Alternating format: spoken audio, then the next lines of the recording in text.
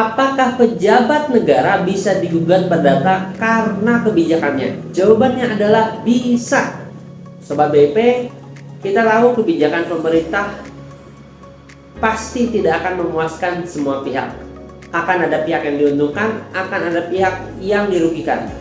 Namun kita juga tahu bahwa pemerintah terikat pada asas-asas umum pemerintahan yang baik, sebagaimana sudah diamankan di dalam Undang-Undang Administrasi Pemerintahan. Nah, bagaimana jika kemudian pemerintah atau pejabat tertentu menyimpang dari asas-asas pemerintahan yang baik, lalu kemudian kebijakannya membuat kerugian yang real bagi masyarakat? Nah, jawabannya kita dapat lihat di dalam contoh kasus gugatan yang diajukan warga negara, khususnya warga DKI Jakarta terhadap Presiden dan Gubernur Jakarta terkait polusi yang berlebihan di Kota Jakarta. Dalam kasus ini, penggugat yang juga merupakan aktivis lingkungan menyatakan telah terjadi perbuatan melawan hukum karena negara telah gagal untuk menjaga kadar polusi di udara di sekitar Jakarta sesuai dengan ambang batas yang sehat.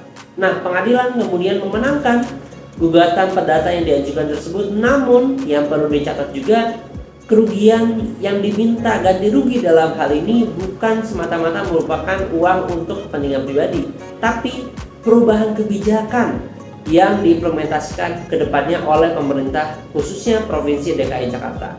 Nah, di sisi lain, kita juga mengenal suatu keputusan tata usaha negara atau KETUN yang bersifat konkret, individual, dan final. Konkret artinya harus jelas persetujuan atau penolakan atau pemberian izin suatu hal. Individual artinya adalah bahwa keputusan tersebut hanya mengikat satu orang tertentu. Orang dalam hal ini bisa orang perorangan ataupun orang badan hukum. Kemudian final, yaitu secara administrasi tidak ada lagi upaya banding yang dapat diajukan.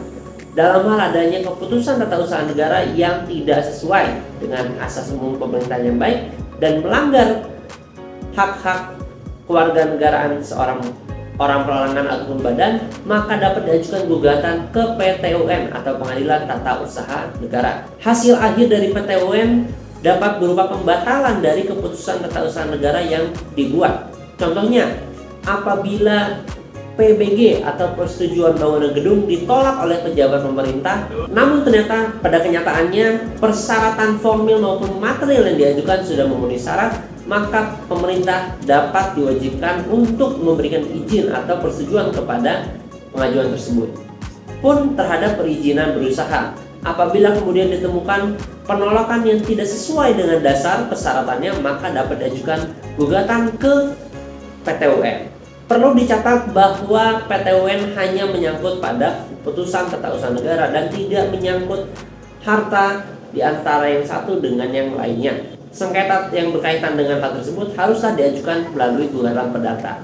Nah, Sobat WP, pada prakteknya memang gugatan perdata terhadap pejabat publik ataupun pemerintah sebagai badan jarang terjadi, dan lebih banyak langkah yang diambil adalah melalui petun oleh setiap orang yang dirugikan oleh keputusan tata usaha negara untuk memperjuangkan kembali hak-haknya.